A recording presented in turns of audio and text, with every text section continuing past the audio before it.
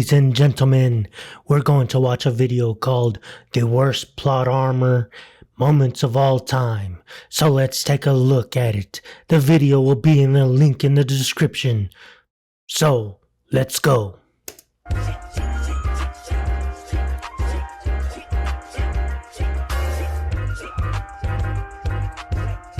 This is a pretty cool intro. According to Google, plot armor is defined as the phenomena in fiction whereby the main character is allowed to survive dangerous situations because they are needed for the plot to continue. It's common to hear people referring to characters having plot armor when they are able to succeed in certain scenarios that should almost guarantee a failure. So in today's video, I want to talk about some of the more infamous cases of plot armor I can find in fiction, with each case ranging from minor offense to completely asinine. But first, I think we need to understand what can actually be considered plot armor. After all, a singular definition can only do so much. Plot armor can extend to a lot of different situations, whether it be a character winning a fight they should have lost or escaping certain death. Shoot, some people see power-ups as a form of plot armor, but something that gets misconstrued is the fact that characters will need at least a little bit of plot armor to keep the story going. That fight, Deku should have lost. But what do I know? Nothing. We're all aware that at least half of these series' goals is to stop a villain by the end of the run, so it's only natural to have characters push past improbable circumstances or just not take as much damage as they should. It not only creates tension, but also keeps characters available for more plot lines later on. And besides, I think we can all imagine how a series without plot armor would look like. Yes, I'm looking at you. And in my opinion, the problem isn't necessarily just characters conveniently winning impossible fights or getting power-ups. The problem lies more so in the reasoning behind said conveniences. How did you do that? I am the main character of Bleach. That's how I did it. Because I am a redhead. Easily justify power-ups if it makes sense and is consistent with the story. Naruto has been seen losing control over the Nine Tails when emotions are running high, so we should not be shocked when he gets stronger when those conditions are satisfied. The problem with plot armor arises when a character has something go their way with no explanation. With no explanation, we just have to take what we're seeing for face value, and what we're seeing is straight BS. This is when people gotta craft some random theories to try to make sense of why their favorite characters survive certain doom. But you know what's even worse than no explanation? A bad explanation. People love using the reasoning that a Hey, look at that. It's a pickle. Or something from SpongeBob. I don't know what he is, but whatever he is, he's not pleasant to look at. Series gives and treat it as irrefutable logic. They'll be like, bro, they explained why Batman survived that fall. It's because of his suit. Which, okay, that makes sense if the fall was from a window or something. However, how strong can this suit be to allow him to survive a fall from space, hitting the ground at terminal velocity and standing up like he only stubbed a toe? This is egregious plot armor. Another example of a BS explanation is when Tanjiro just pulled thunder breathing out of his butt. We're running at full sprint for who knows how long, and then all of a sudden your leg gives out. Once I seen this, I was already looking at this scene kind of funny. Then he remembers just like me. I was like, how did that happen? Well, plot. It was still cool though, but what can you do?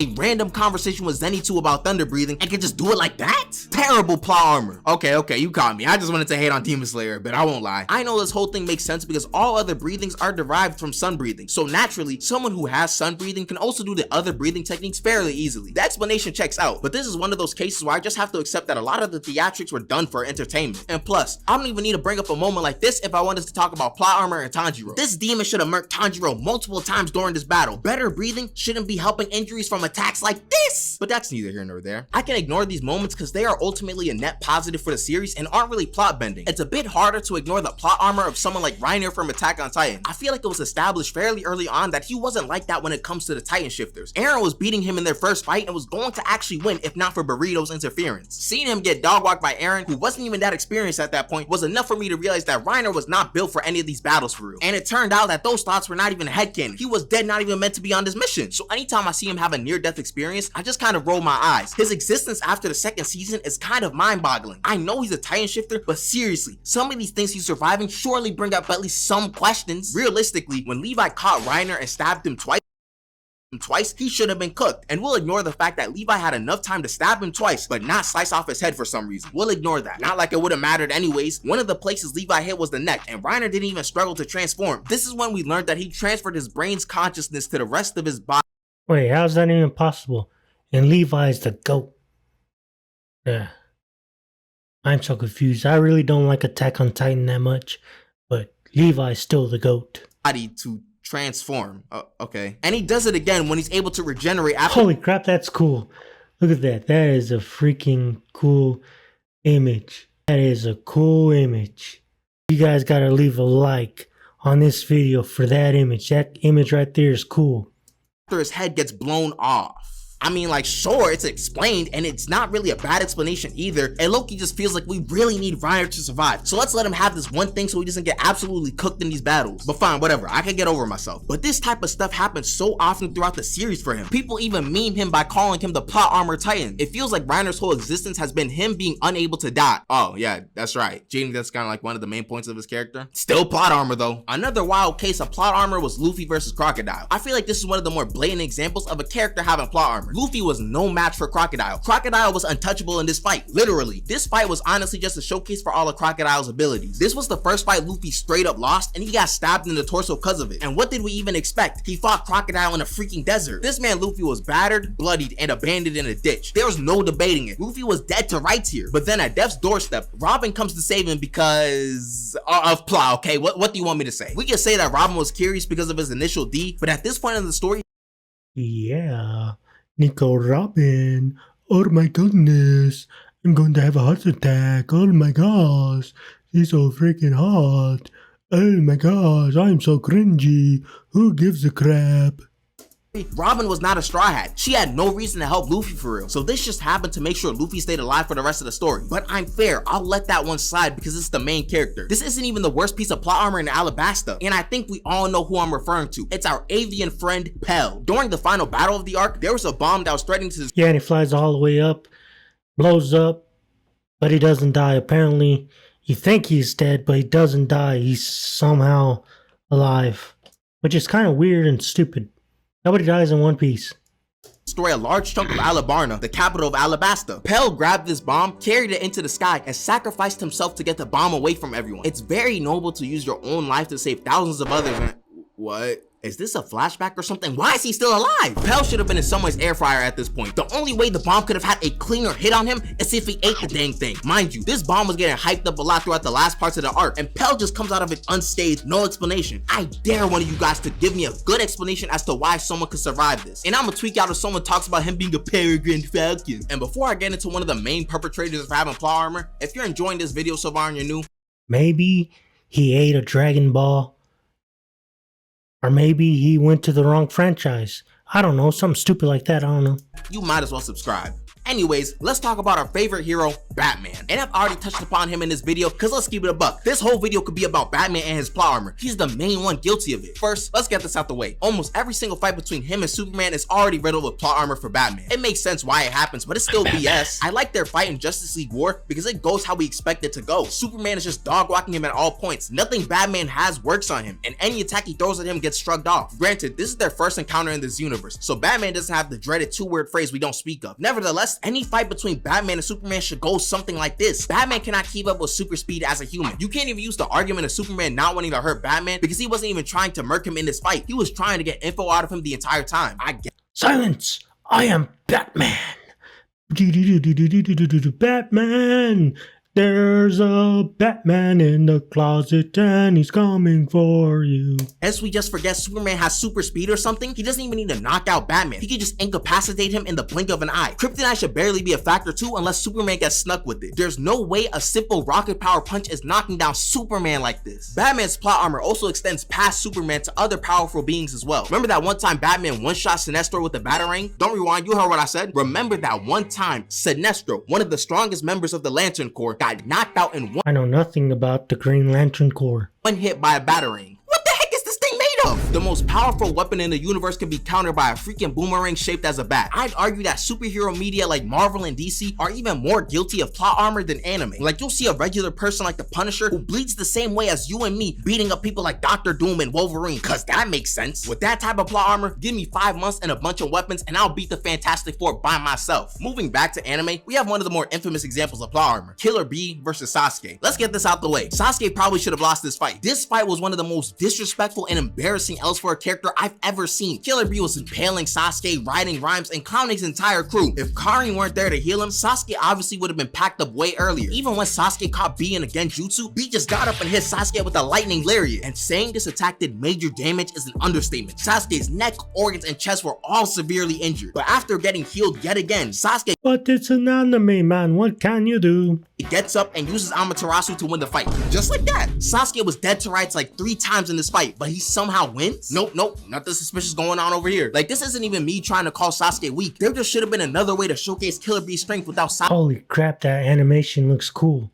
Sasuke dapping up the Grim Reaper every 5 minutes. The way it was done originally makes it look like Sasuke has crazy plot armor. Switching up the media again, I want to look at a popular movie series that is riddled with plot armor. It's the Karate Kid series. The Mr. Miyagi meat writer himself, Daniel LaRusso, should have lost like 2 of these finals in these movies. For context, Johnny was the champion for the past 2 years. Then Daniel comes in with a couple weeks of karate experience and wins with the injured leg. Fine, whatever, who cares? It's plot armor for a happy ending. It's something we can all expect at this point. However, that's not the worst case in the series. In the final movie of the trilogy, Daniel was flat out losing the entire time in the finals, and this was the plan, to make sure Daniel knows pain. However, it only took one moment for Daniel to focus, and he scores a point on the guy who's thrashing him the entire fight. I know he was scared before, so it was affecting him in the fight, but I refuse to accept that. Isn't Karate Kid made by Disney? Probably. Always gotta have a happy ending in Disney movies. Being the only thing that changed. Matt was beating him consistently throughout the movie, and it wasn't really close either. But 10 seconds of kata and the speech from Mr. Miyagi changed that? Either Matt Barnes is dumb as bricks, or Daniel LaRusso was just that much better at karate than him. So yeah, Matt Barnes is just dumb as bricks. And contrary to popular belief, plot armor also exists in real life. Let me paint the scenario for you. Imagine in the One Piece universe, pirate crews were able to trade crew members between each other. Imagine after Wano, after Luffy just beat one of the Emperors of the Sea in Kaido, Zoro looks at him and says to himself, yeah, I don't think this guy can lead us anymore, so I'm gonna send him somewhere else. And then in the middle of the night, Zoro talks to Shanks of all people and trades Luffy for Ben Beckman without telling any of the other Straw Hats. He also just throws Usopp in the trade because why not? What I've just described to you is the best analogy I can think of when explaining the Luka Doncic trade in anime terms. The trade makes no sense and there's no justification for it besides plot armor. It's the only thing that can make sense. I'd also say that character revivals can be considered plot armor depending on the circumstances. This rings true even more when there's no good explanation as to why it happened. Guess which series I'm going to use? Just guess. Ding ding ding ding ding, it's The Flash. For context, Iris West The Flash. Run, Barry, run! Just dies because Barry hits her with Speed Force Lightning. I would say it's a long story, but that's just what happens. So she should be out of the story at this point, right? Apparently, she's one of the ones who can just choose not to be dead anymore. That's the only explanation to give you. That's it. Since she's not supposed to be dead, she can just be like, no, and come back to life.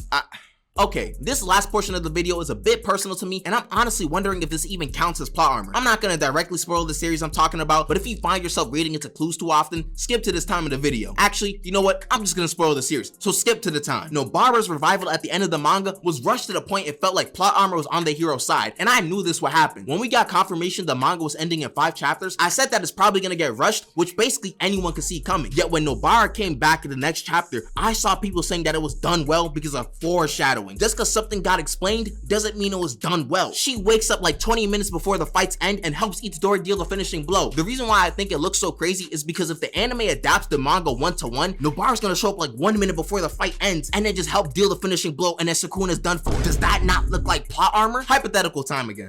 Plot armor. Plot armor's good. Sometimes. Not really. Imagine during the Namek saga after Vegeta. Vegeta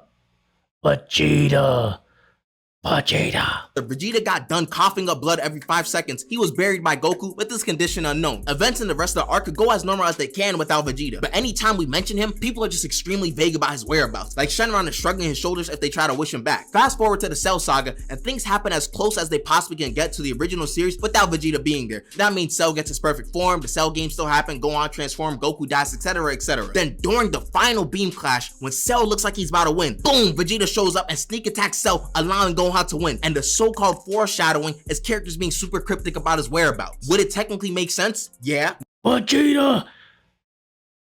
Look, there's a midget on the screen. A midget! Vegeta, look! Look what I can do, Vegeta! The people in the city and the people in the ground are city. Would it be done well? No, not at all. You would say that Gohan has plot armor if something like that happened. That's somewhat similar to what happened in JJK. Like, yes, I was happy to see Nobara Holy crap, she's hot. return, but we gotta be real with ourselves sometimes. It being done like this makes it seem like plot armor. I'm low-key realizing I just took this opportunity to rant about the JJK manga, but I think it's well warranted. Hope you guys enjoyed the video, and special thanks to making it this far. Let me know if y'all want to part. Alright. Tell me what you think about the worst plot armor that you've seen in anime. Until we meet again, my fellow strugglers.